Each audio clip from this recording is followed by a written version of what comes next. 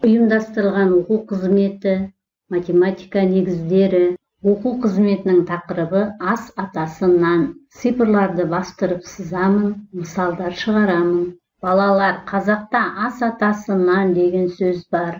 Яғни астың дәмнің үлкені нан. Үлкендер нанды баспауды, жерге тастамауды үйретеді. Себебі нан қасиетті тағам. Адам баласы өмір бойы наннан шықпайды, наннан зерікпейді, жалықпайды. Дәнді шашпа, нанды баспа. Нанды төңкеріп қойма, нанды бір қолмен үзбе. Нанның үстіне зат қойма, нанмен ойнама.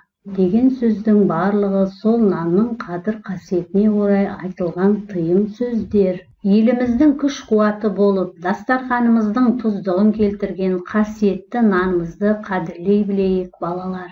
Бірінші тапсырма. Әр сөреде 4 тоқаштан болу керек. Толықтырып суретін сал немесе артығын сыз. Мысалдарды жаз. Бірінші сөреде 3 тоқаш бар екен. Бос төркөзге 3 санын жазамыз. 4 тоқаш болу үшін 1 тоқаштың суретін саламыз. Бос төркөзге 1 санын жазамыз. 3 қосу 1 тең 4. Қалған мысалдарды осылайша жазып шығыңдар. Екінші тапсырма. Не артық, не кем. Тоқаш па, бөлкен нан ба?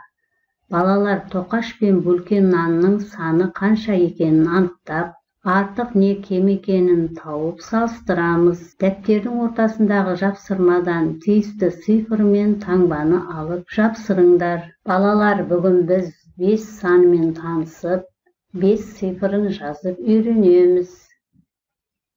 5 цифрын ауада жазып үйренейік. Қанекей санаймыз бірге. 1, 2, 3. Тағда жазып көрейік. 1, 2,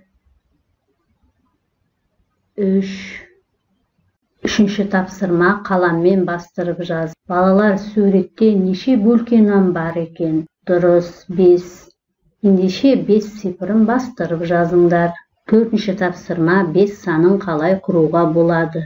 Балалар, 4 санының турасындағы дөңгелектерге қараңдар. Қызыл дөңгелек нешеу санаңдар? 1, 2, 3, 4. Көк дөңгелек нешеу? 1. Ендеше бос төркөзге 1 цифрын жазыңдар. Қалған дөңгелектерді санай отырып, бос төркөздерді осылайша толтырып шығыңдар. Балалар, мына 2 пакетке 5 тоқашты бөліп салайық. Бірінші пакетке 1 тоқаш салайық. Ал қалған 4 тоқашты екінші пакетке салайық.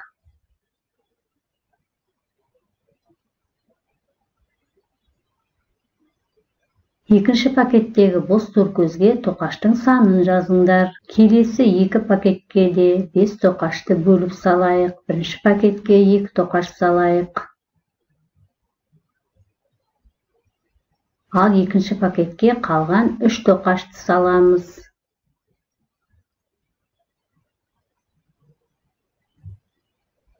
Екінші пакеттегі бос төркөзге тоқаштың санын өздерің жазыңдар. Сонымен балалар, біз бүгін 5 санымен және 5 цифрымен таныстық. 5 цифрын жазып үйрендік.